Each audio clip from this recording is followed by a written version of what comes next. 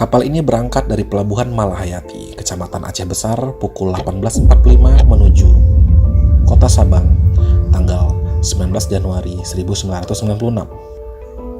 Menurut rencana, kapal tersebut seharusnya tiba di Pelabuhan Balohan pada pukul 21. Menurut penuturan saksi mata yang menyaksikan keberangkatan kapal, melihat kapal memang kelebihan sekaligus syarat muatan.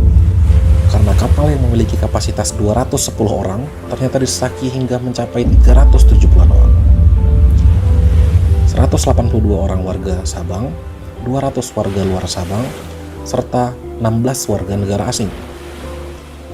Itu pun diperparah dengan muatan barang yang mencapai 50 ton, meliputi 10 ton semen, 8 ton bahan bakar, 15 ton tiang listrik, bahan-bahan sandang pangan kebutuhan masyarakat Sabang, serta 12 kendaraan roda 4 dan 16 roda 2. Kejadian itu terjadi 3 hari sebelum pelaksanaan ibadah puasa, yaitu 22 Januari 1996. Jumat sore itu, ramai sekali penumpang yang hendak berangkat ke Sabang dengan kapal motor penyeberangan KMP Gurita yang bersandar di dermaga Pelabuhan Malahayati, Aceh Besar. Tidak ada yang aneh ketika sejumlah penumpang bergerak memasuki kapal yang tergolong tua tersebut. Hanya muatan yang penuh sesak dan seakan itu sudah menjadi kelaziman. Jadwal pelayaran pada Jumat sore 19 Januari 1996 itu bertambah padat karena menyambut masuknya bulan suci Ramadan yang jatuh pada 22 Januari 1996. Dalam tradisi masyarakat Aceh, 1 atau 2 hari menjelang Ramadan adalah megang, di mana pada saat itu semua anggota keluarga sedapat mungkin bisa berkumpul. Saksi mata yang tak jadi berangkat dengan KMP Gurita karena melihat kondisi kapal yang sudah syarat penumpang mengakui pada saat meninggalkan Pelabuhan Malahayati, kapal yang naas tersebut syarat penumpang dan barang. Saya takut melihat kapal tersebut, jadi saya turun dan membatalkan keberangkatan, ujar Daud, penduduk Sabang yang membatalkan niatnya penumpang KM Gurita pada malam itu. Sebagai seorang pedagang yang terbiasa menumpang KM Gurita, Daud mengakui, pada malam keberangkatan dari Pelabuhan Malahayati, rasa takutnya tidak dapat ditolak. Ia gelisah. Ada bisikan hati yang melarang Daud berangkat malam itu. Bisikan itu yang membuat saya selamat, katanya.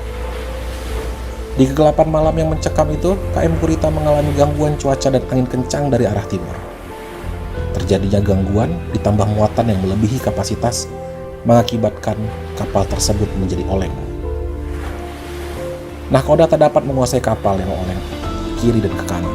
Saksi mata mengatakan pada pukul 20.15 kapal penyeberangan masih terlihat dari Pelabuhan Balohan. Sanak keluarga yang datang untuk menjemput tak memperkirakan kapal tersebut sedang mengalami gangguan di tengah berjuang melawan badai. Lampu masih terlihat dari KM Gurita. Namun, sekitar pukul 20.30 kapal penyeberangan sudah tidak terlihat lagi. Sampai saat itu, belum ada satupun pejabat di Pelabuhan Sabang yang menyatakan kapal mengalami musibah. Pencarian terus dilakukan. Hubungan dengan kapal terputus. Tak ada tanda-tanda apapun yang bisa diterima dari kapal feri itu. Kepastian musibah baru diketahui 4 jam setelah kejadian. yakni pada saat seorang penduduk Pasiran, Kota Bawah Timur, Syahril, 22 tahun, penumpang KM Gurita mampu berenang mengarungi lautan dengan ombak yang ganas terdampar di Teluk Kenukai. Kabar yang dibawa Syahril itulah yang memastikan bahwa KM Gurita tenggelam di dekat Teluk Balohan. Sejak saat itu, masyarakat di Pelabuhan Sabang menjadi gelisah. Sebagian masih tetap tabah menanti kedatangan keluarga, tetapi sebagian lagi mulai mencari penumpang. Sebenarnya, sejak beberapa tahun lalu masyarakat di Aceh, khususnya di Pulau Sabang, sudah memperkirakan bakal terjadi musibah atas KM Gurita. Perakiraan itu terjadi melihat kondisi feri penyeberangan tersebut yang sering batuk-batuk dan tak layak lagi berlayar. Namun karena keterbatasan armada angkutan, Dirjen Perhubungan Darat dalam hal ini PT ASDP, Angkutan Sungai, Danau, dan Penyeberangan, terus mengoperasikan secara reguler kapal tua yang dibuat 1970 di galangan kapal Bina Simpaku, Tokyo, Jepang tersebut. Musibah yang menimpa KM Gurita tak terlepas dari kealpaan sejumlah pejabat perhubungan di Aceh. Dari hasil penyelidikan yang dilakukan Polda Aceh, ada 6 pejabat di lingkungan kantor wilayah perhubungan Aceh yang dinyatakan resmi sebagai tersangka kasus tenggelamnya KM Gurita. Berkas perkara ke-6 tersangka itulah yang dilimpahkan kepada Polda Aceh, Kejaksaan Tinggi, dan terakhir Kejati juga telah menyerahkan berkas perkaranya ke Pengadilan Negeri Banda Aceh. Ke-6 pejabat yang dinyatakan sebagai tersangka tenggelamnya KM Gurita itu adalah AK, Kepala Cabang PT ASDP Banda Aceh, DRS, Yus, Syah Bandar, IH, Kepala Bagian Operasi PT ASDP Banda Aceh, dan 3 pejabat di bagian administrator Pelabuhan Malayati, yaitu AS, Kadi, dan BMA. Menurut Kapolda waktu itu, walau mereka sudah dinyatakan sebagai tersangka tetapi belum dilakukan penahanan. Karena diyakini ke-6 tersangka tidak akan melarikan diri, tidak menghilangkan barang bukti, dan tidak pula mengulangi perbuatannya. Atas dasar itu mereka tidak ditahan.